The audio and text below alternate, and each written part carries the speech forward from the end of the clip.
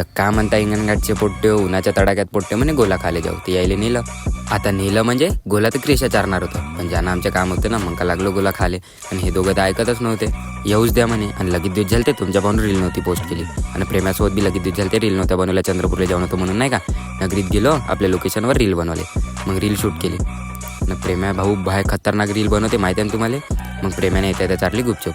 तर गुपचूप खातच होतो तर तिकडून मित्र आला. ह्यावेळी आपला नवीन मित्र वेदांत आलं होतं मार्केटमध्ये काम. ते ह्या म्हणजे चाल पहिलं लस्सी पिऊ. मग गेलो आम्ही लस्सीला आणि लस्सी प्यायले. लस्सी पिली आणि फिरत फिरत कारंजा चौकातून घराकडे आलो.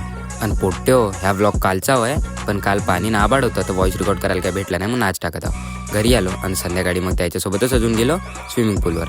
आपल्या हिंगणघाटच्या पोट्ट्याला तर माहीतच असं भवानी शाळेत स्विमिंग पूल आहे म्हणून. मग मी वेदांत क्रिशान आलो गेलो डायरेक्ट भवानी शाळेत स्विमिंग पूलवर. काहून तर गरमी बी बहुत होत होती, पण त्या टायमाला आबाड येऊन पाणी बी लागला होता. तर आम्हाला काही माहीतच नाही. अंदर गेलो आणि कपडे चेंज केले.